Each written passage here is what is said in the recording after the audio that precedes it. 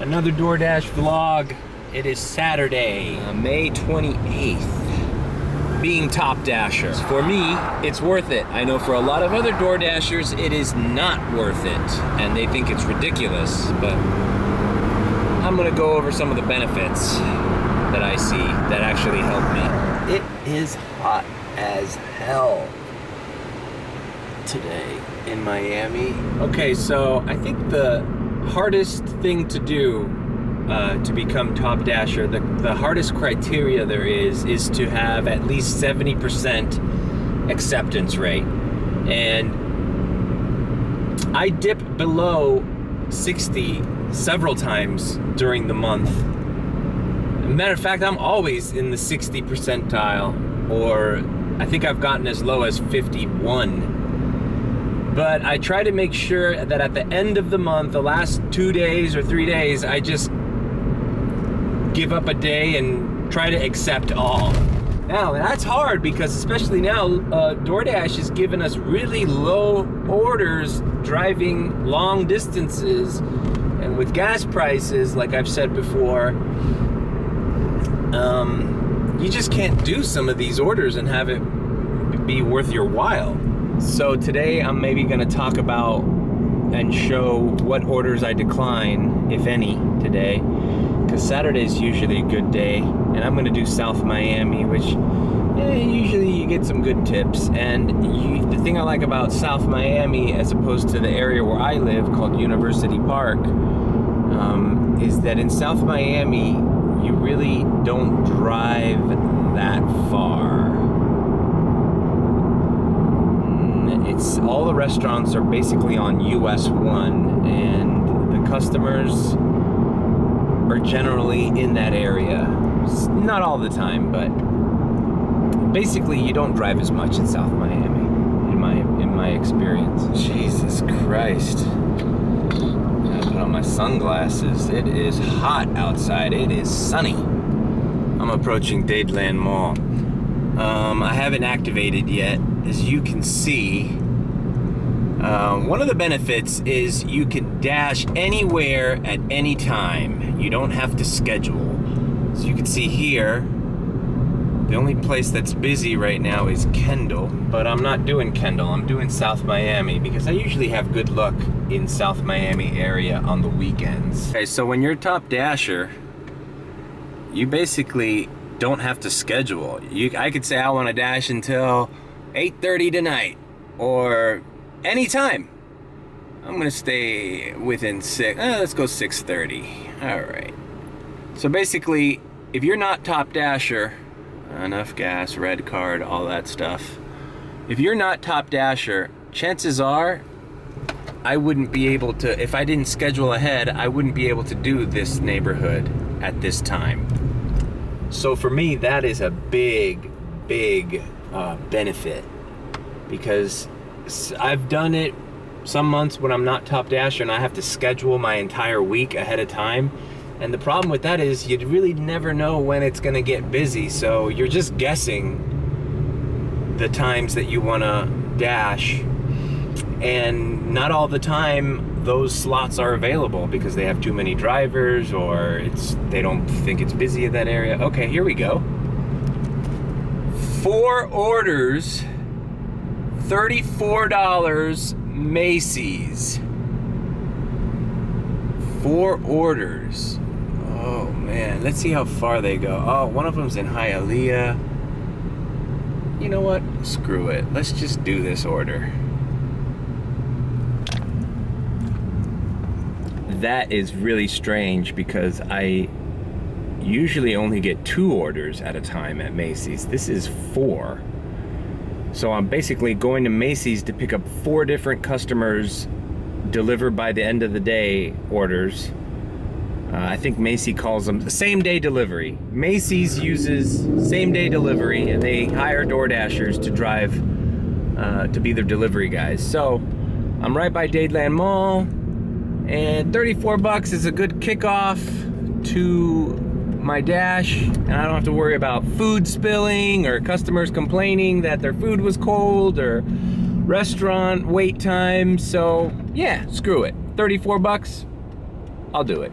The Macy's area where you pick up the orders is up here on the 2nd floor. Here we go, Macy's.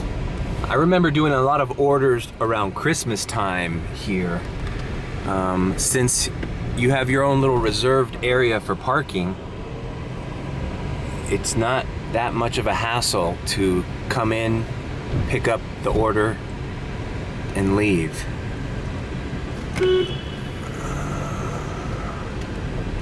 Alright, here we go. Curbside pickup. This is where I park. Arrived at store. These are the orders. Okay, let's see what we got. One thing that sucks about Macy's orders is sometimes you have to wait in this customer service line. Okay, I have my first Macy's order, and the other 3, unfortunately, are at the other store, the home store, where they have like bed furnishings and linens and stuff for kids. So, hey, it's Saturday afternoon. I'm at Dadeland Mall. I don't mind taking a little walk. I bet my nephew wishes he was with me right now. Welcome to Macy's Children's and Home Furnishing. We're at your service. Okay, so I have all 4 picked up. 3 of them are here, and one guy ordered 2 suitcases.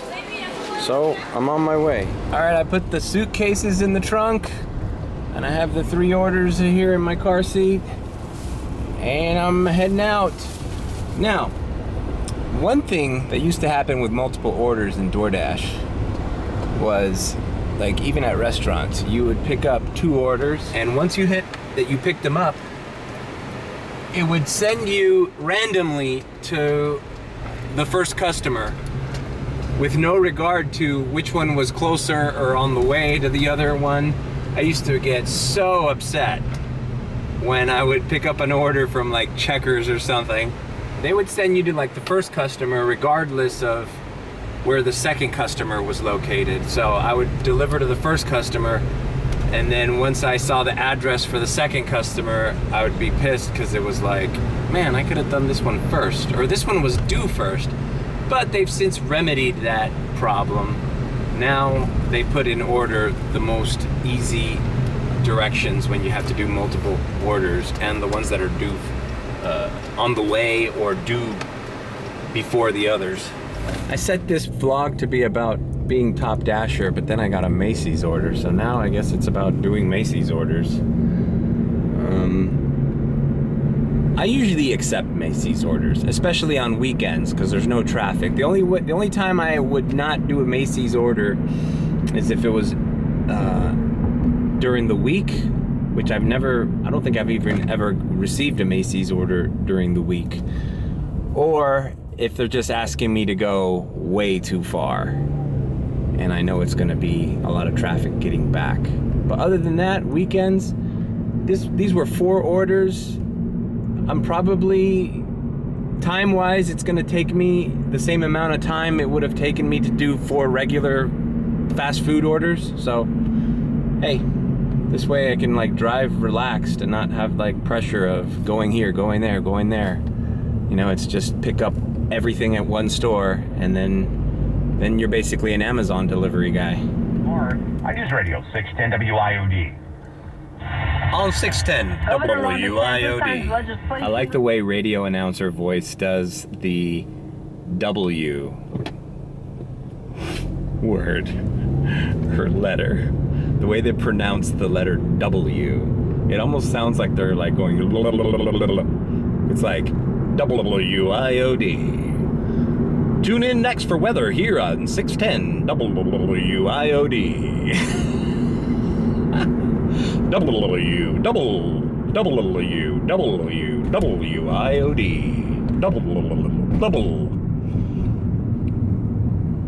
This is what I do when I'm driving by myself. I make these jokes to myself. Okay, one of those Macy's orders down. Now I'm on to the next guy. It's funny to me how different these people's tips are. The first lady I just delivered to was $6.50. This guy that bought the suitcases is $10.50. And then I guess we'll wait and see what the other two are. I think DoorDash does that they group the order because they know people are gonna decline the no tip orders. So what they do is they bundle them with the tip orders so that you'll accept a big order, and then that way they get their non-tipping customers delivered as well as their tipping customers. It's a pretty smart idea on their part, because I wouldn't, if this was just that one $6.50 order, I probably wouldn't have done it. It's also my experience that the non-tipping customers always luck out. They always get their food delivered first above the tipping customers, which is not fair. I mean, if I knew the tipping order, I would probably give preference to the guy who tipped me rather than the person who didn't tip me. I'm like, hey, screw you. You don't think I'm worth an extra $2? You get your food after the guy who tipped me $5. How about that? It's like that Louis C.K. bit where he's on the airplane and there's Wi-Fi and it happens to be down and people are like, this is BS. Like how quickly people become acclimated to things that didn't exist. I mean, 5 years ago, I don't think DoorDash was what it was today. How fast do you think that this service, that you're just entitled to this service, that we need to, you know, wrap your shitty fast food up in a bow and deliver it to your doorstep and your complicated address and take the elevator and drive 7 miles, and it's all free. It's all free for you because you're so special and this is the future and this is just the way it is. You've been a good boy. You deserve this. You deserve free food delivery. Yeah, let those peasants go deliver it for you. They'll work for nothing. I mean, the important person is you. You're the one that needs it. Huh, get in a car and get it yourself? No. You live in the future with your self-tying shoes and your freaking hoverboards. Free delivery is just part of the future that you deserve.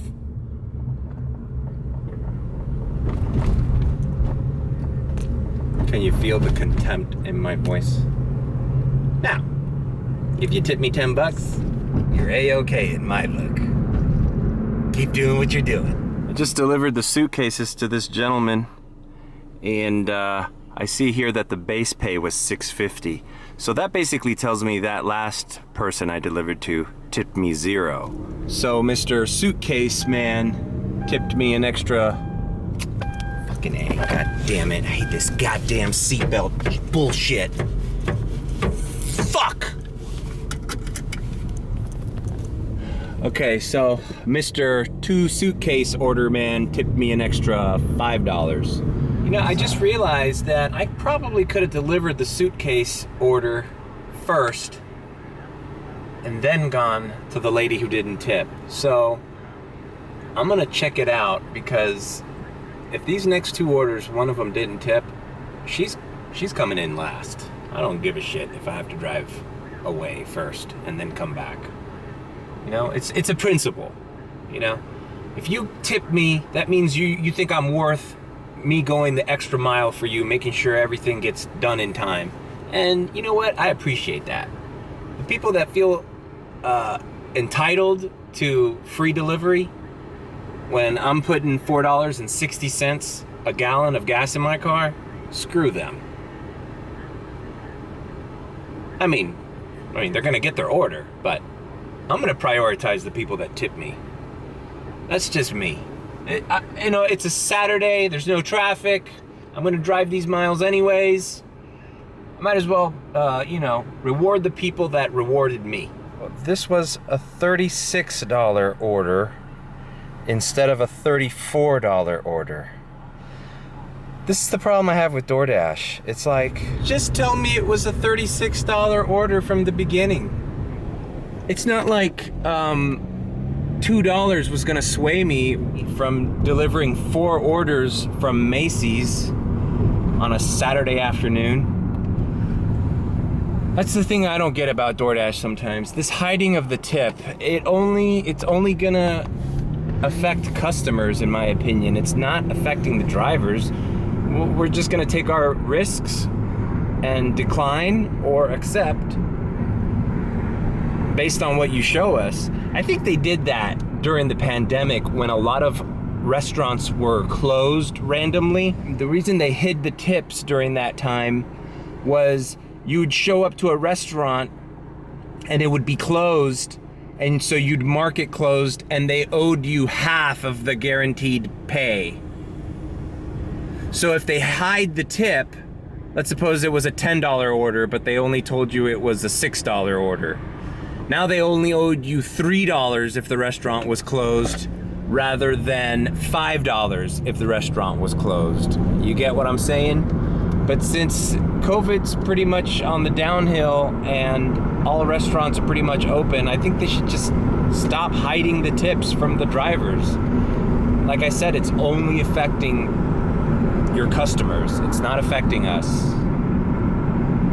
It's just a pleasant surprise when you get a little bit more than you expected, but what we accepted was already enough. Like, we're not taking hidden tips into, that's like gambling.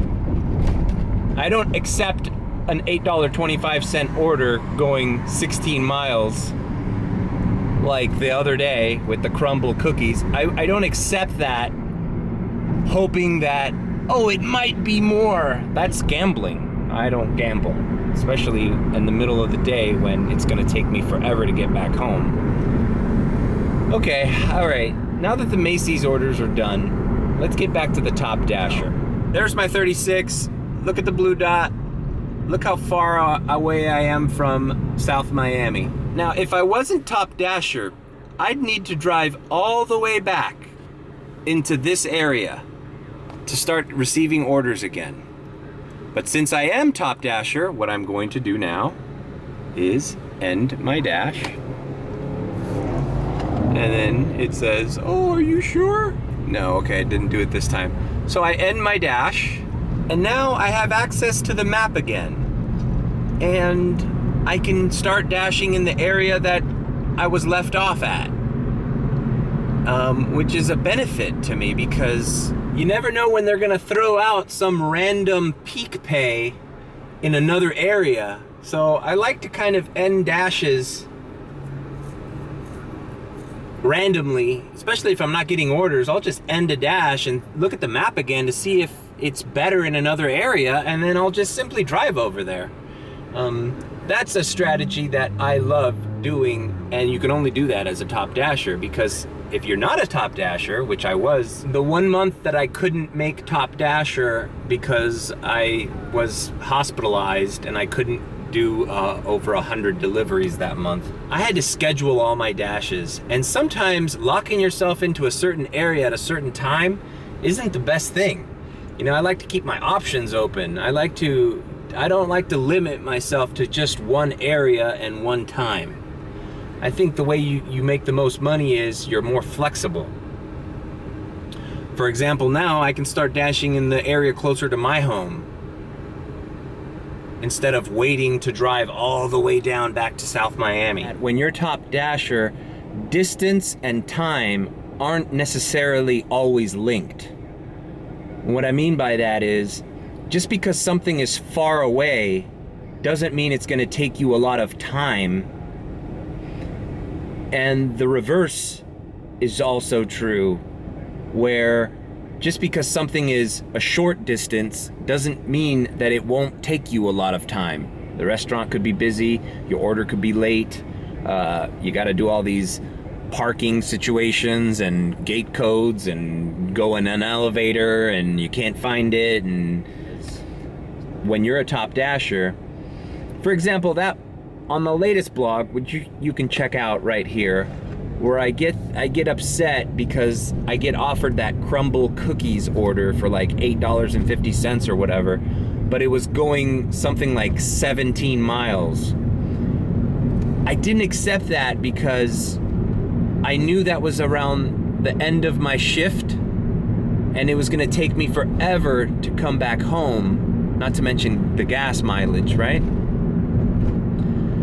But if that same order would have come up in the morning or at the beginning of my shift, I probably would have accepted it, ended my dash where it left me, where the customer was, and then just started dashing in that area. That way, the distance wouldn't have really affected me because I just would start a new dash in that area and then drive home at the end of the day. You know, or if I was lucky, I would have received an order in that area driving back down. But that's also kind of a stretch. Anyways, the point is, being Top Dasher allows you the freedom of signing out and signing back in whenever you feel like it. And that is worth it to me. The hardest thing about getting Top Dasher is maintaining that 70% acceptance rate. Because everybody starts declining, and I've seen some DoorDash vloggers show their acceptance rate screens, and it's like in the 12%. It's like crazy. Like, really? You rejected all that? You must have a really good area in your market, because I can't afford to decline that many orders. I mean, we all do shitty orders eventually. I just like to kind of do mine all at the end of the month and raise that percentage back up to 70. It's not that hard, and you're not losing a lot of money, man, by accepting a couple of shitty or mediocre orders every now and again. Okay, now I could do Coral Gables, but I usually hate doing Coral Gables because sometimes they make you deliver into the downtown area, and I hate that traffic. Even on the weekends, it's horrible. So I'm just gonna drive back into the Sweetwater University Park area. Also, here's a 1-1 pitch to Jacob Stalling. Stalling swings and hits a ground ball, double play ball out towards shortstop. The second for one, the first two in a double play. The inning is over. I like listening to Marlins games while I drive. It's very relaxing. And they only get one run. You know, you're making money as you drive while listening to a podcast or a radio. And 2 men left on base. It's 1-0 Miami after 3.5 on the Marlins Radio Network. So Miami's winning. Now the next condition that you have to meet in order to become Top Dasher is you have to maintain at least 95% completion rate, which is basically out of all the orders you accept, which ones do you deliver to? That means you don't cancel them after you've accepted them. Now, that's not that hard to maintain. That basically means out of every 100 orders, you get what I like to call 5 get-out-of-jail-free cards. Okay, now I'll explain the situations that I use this little perk, I like to call it. First is, you arrive at the restaurant, you hit arrived at store, and for some reason, the hostess or the employee at the drive-thru tells you this is gonna be at least another 30 minutes. Wait. At that point, you look at how much this order is worth to you. If it's a $6 order and I have to wait 30 minutes, I probably will get out of there. Because it's like 30 minutes, they say, until the food's ready. Not to mention, now you have to drive it. So you're talking about, this might be a 45-minute to an hour-long order, and it's paying out $6. I throw that to the trash. The other instance, which is tied to the first one, where you might bail out of an order that you've already accepted usually happens at a fast food joint like McDonald's. You accept an order, let's say again it's $6, but then you approach the McDonald's and you realize there's 15 cars wrapped around the drive-thru, and you know, once again, this is gonna take you at least 40 to an hour to complete. So you're just like, screw that. I can't make $6 an hour, I'm sorry. That's why I tell people to tip extra, because, you know, I don't know, $6, had you have tipped $3 extra, or I don't know, $6 versus $9? For $9, if I see the drive-through line is busy but not that busy, I might sit there and wait 20 minutes for your order. I mean, you're paying me $9. It's better than $6. So you gotta think, if an order is gonna take you, let's suppose, at least a half hour. If you're making $6 in that half hour, technically you're making $12 an hour. Not very good. $9, now you're making $18 potentially an hour. That's all right. So basically it's what's worth your time for waiting. And that's usually when I push that button, like, not worth it for me to wait this long. The other reason that I would cancel an order after I accepted it, and this one's kind of funny, is when you get a customer that's just gonna be a problem. Is already texting you before you get to the store with special instructions, you know, and if it's like a low tip order or a no tip order, like for example, I got like a CVS order one time, and it was like a $5.75 order. So that could be almost like a no tip order, you know, that could be your base pay. $5, $6. And immediately after accepting the order, the customer starts texting me about what to pick up. Oh, if they don't have this, if they don't have that, call me right away, I need to tell you something. I'm like, I'm driving, you could text me any special instructions. Call me, he's calling you, call me right away. I can already smell this guy or girl wants me to do something that I'm not supposed to do.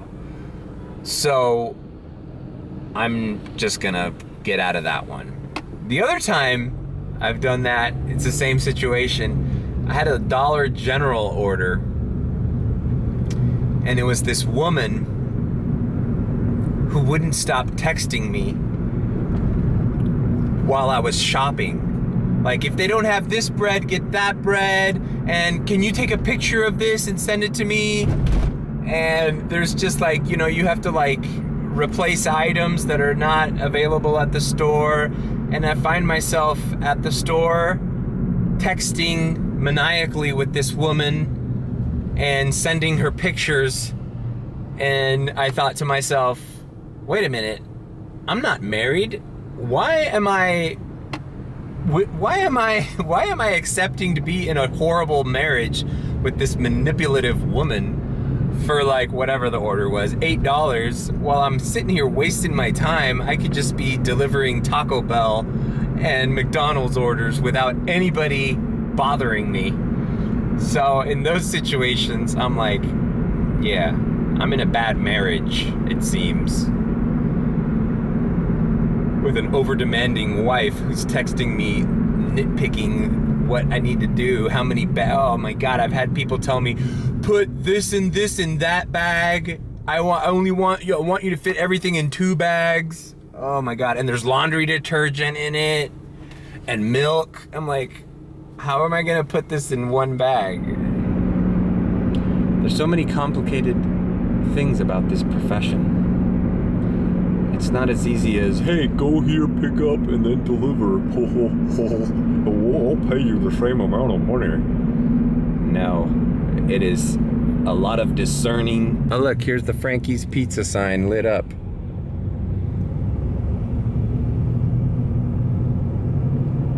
One of the other contingencies is you have to have at least 100 deliveries within that month. And that's a non-issue because, I mean, you should be doing about 100 deliveries in a week, really, if you're making any kind of okay money doing this. So 100 deliveries in a month is pretty easy to accomplish. I mean, I've done sometimes like 22 to 30 in one day. So getting 100 in a month is not a challenge. Now, if they increase that to 200, no, I haven't activated yet in this area, but it hasn't been busy, so I think I'm just gonna take a little break and start up again at night. One thing I've realized since gas prices have gone up is I've limited my driving somewhat, yet I'm still making okay money. And that's one of the benefits of doing Doordash is, man, if you're not feeling it or you're not getting orders, you're not obligated to be out here driving. You could just sign off and go back home. And that's another benefit of being top dasher, because sometimes if you don't have a schedule for a later time, it's not so easy to stop your shift and have the luxury of picking up whenever you want. That to me is worth a lot. So I maintain my 70% every month. I do over 100. I only use 5 get out of jail free cards for every 100 orders. Like right now I'm at 96%, so I have like 1 left. And it's May 28th. So in the next 3 days, I only have 1 left. And I probably won't use it. Or in these next 2 days, I'll make enough deliveries that maybe my completion rate goes back to 97 or 98. So I'll have 3 more opportunities to deny an order after I've accepted it. But yeah, a lot of dashers who do YouTube do not like being top dasher. That's one of the first things that I started paying attention to when I got into this. Is it worth it being top dasher? And for a lot of people, and they might be dashing in other markets and other cities and other states, it might be worth it for them to decline as much as they do. But here, man, sometimes I can go like a half hour to 40 minutes without an order. So when that's your market, you know, beggars can't be choosy or too choosy, you know? I can't decline. Some of the things I see people declining in other markets is crazy. It's like, man, I totally would have accepted that order. Like, everybody's got their own strategy. I can only speak for myself, I guess. And I'm still learning. I still make mistakes.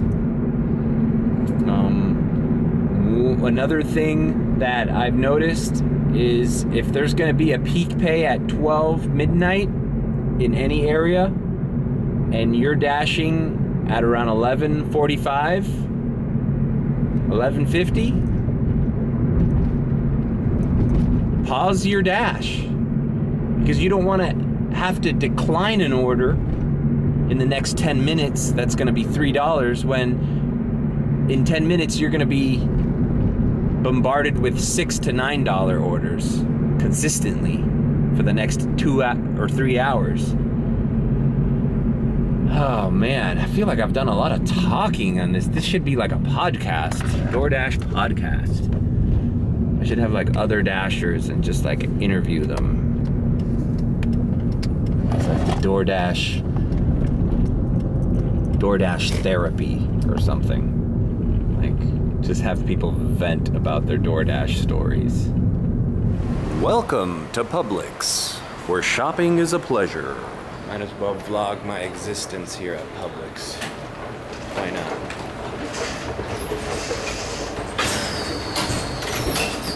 This is what I've come for. Top secret, movie theater butter. It's gotta be the movie theater butter. It's tempting me. It's tempting me. Why do they call it grape nuts? Grape nut cereal. No grapes, no nuts. Why do they call it grape nuts? Frosted Lucky Charms. They're magically delicious. I haven't been to the movie theater since the pandemic. I'm gonna go check this out. Also kind of want to go check out the Elvis movie.